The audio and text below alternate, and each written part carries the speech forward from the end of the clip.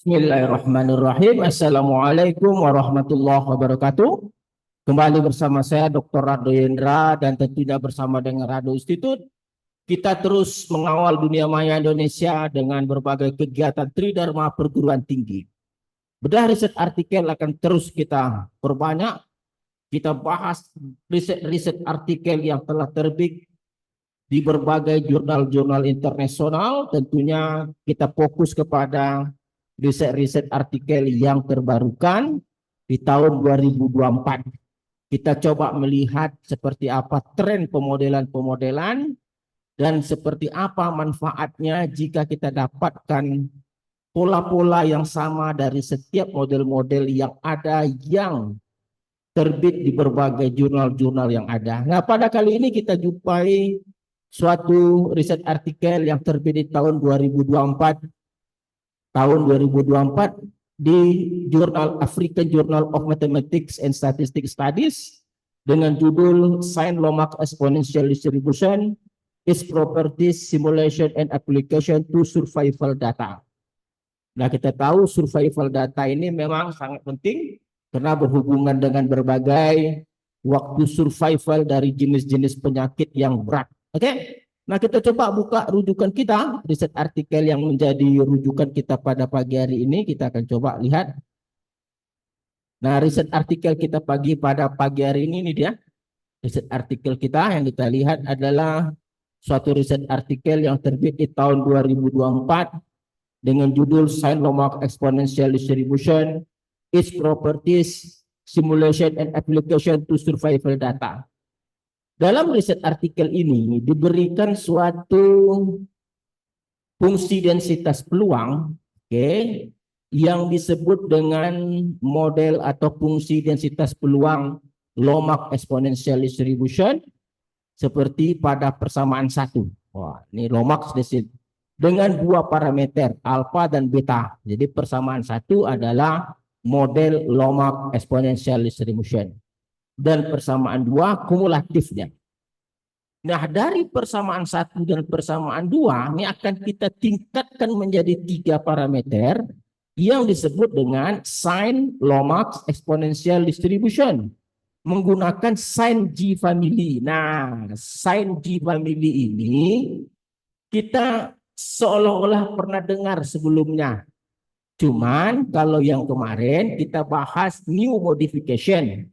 Kalau sekarang Sine G family. Nah, Sine G family ini G-nya nanti diganti dengan fungsi densitas Lomax eksponensial. Sehingga Sine G family ini bentuk fungsi densitasnya seperti persamaan 4.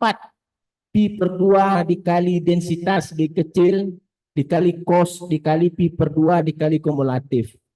Nah, kalau pertemuan sebelumnya ada sin-nya di sini.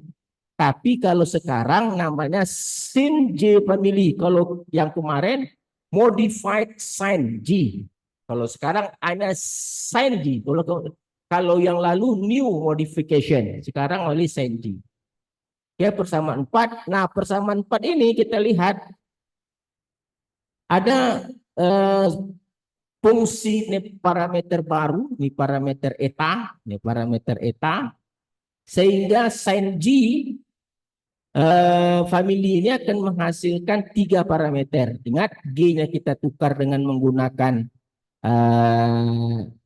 Lomax eksponensial, densitas, dan G besar kita gunakan untuk kumulatifnya. Sehingga persamaan 1 dan 2 kita masukkan ke persamaan 4, dia menjadi ini.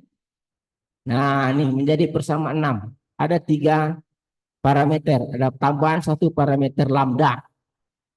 Oke, parameter lambda. Nah, persamaan 6 ini disebut dengan Sine Lomax Exponential Distribution atau SLED. Nah, jadi datang persamaan 6 ini kita ada tahu adalah menggunakan teknik. Nah, teknik dari Sine G. Sine G. Nah, di sini Sine G ini dia mungkin lupa meletakkan lambda di sini ya. Dia lupa meletakkan satu nilai parameter lambda di depannya. Seharusnya ada parameter lambda. Karena dia memerlukan satu lagi parameter lambda namanya. Jadi seharusnya ada lambda di depannya. Oke. Setelah kita lihat persamaan 6, Nah, kita akan cobakan bersama 6 untuk menghasilkan parameter-parameter yang menggunakan data set 2. Nah, di sini ada data set 2. Data set 2 kita ada di sini. Data set 2.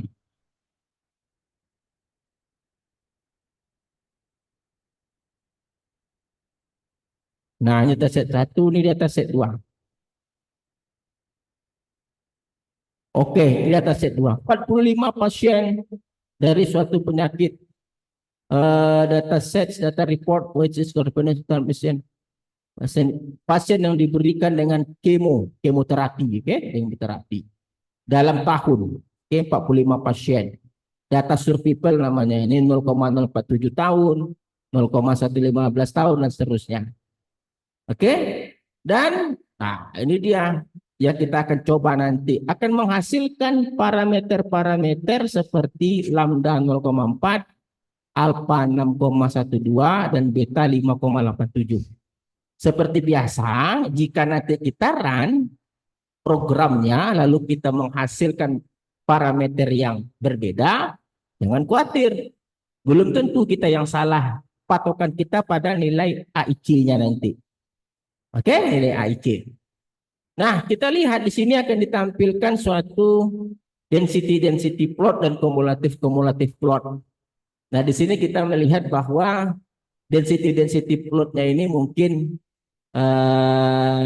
kurang benar mungkin karena kita tidak melihat histogramnya di sini seperti gambar 53 harus ada histogram tapi nggak ada histogramnya. Oke, kita rasa ini ada kesilapan dari penulis itu biasa karena riset-riset yang memang rumit mungkin tidak fokus lagi karena rumitnya menghitung-hitung atau membuat coding pemrograman. Nah, disinilah ketelitian kita sebagai pembahas di radioisotope distribution untuk melihat bahwa apa yang kurang dari suatu output dalam suatu riset artikel. Oke, kita coba buka R kita untuk melihat hal yang terbaik. Nah, ini X adalah data set 2. Data set 2 X. Kita coba X kita data set 2. Ini X. Ini X kita data set 2. Lalu kita menggunakan sama seperti biasa menggunakan log likelihood. Nah, ini log likelihood kita. Nah, ini adalah fungsi seperti pada fungsi persamaan 6. Persamaan 6 di mana per satunya nanti adalah alfa, per 2-nya adalah beta, per 3-nya adalah lambda. Persis sama seperti persamaan 6. Persamaan 6 kalau di riset artikel tadi persamaan 6 kita rubah ke dalam bahasa R. Lalu kita gunakan optim untuk mendapatkan nilai-nilai parameter yang kita inginkan. Ini cut dulu. Tak di setelah inilah. Oke, Ctrl V.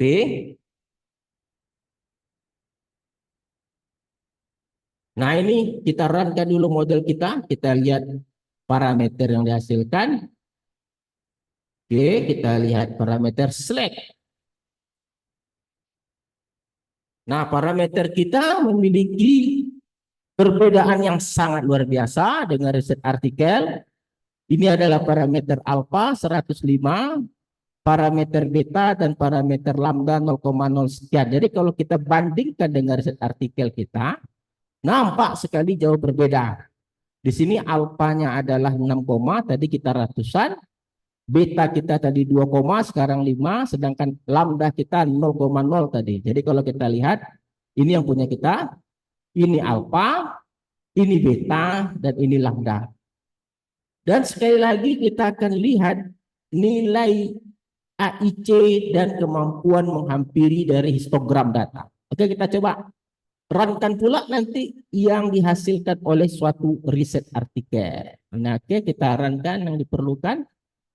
Oke.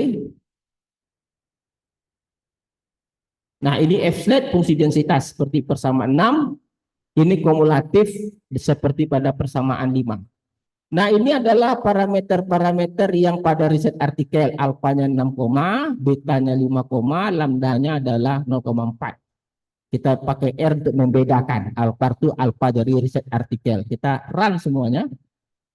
Dan ini adalah fungsi densitas dengan menggunakan alfa yang dari riset artikel. Ini adalah kumulatif. Dan ingat di sini ada perbedaan, ada yang menggunakan XI, ada yang menggunakan X. Ingat XI untuk menghasilkan plot yang baik, sedangkan yang menggunakan X atau yang absolute saja untuk mendapatkan nilai AIC. Oke, kita runkan semua model kita. Kita runkan semua model, kita lihat hasilnya. Nah, ini dia.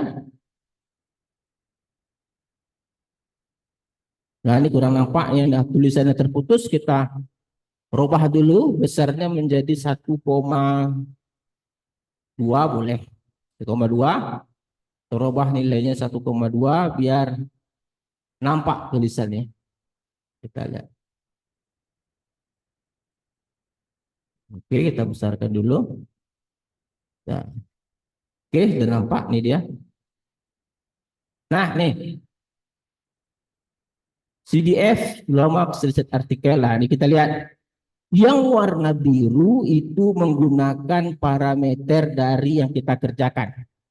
Sedangkan yang warna merah adalah riset artikel yang dihasilkan oleh suatu riset artikel itu sendiri yang kita lihat tadi yang pakai alpar.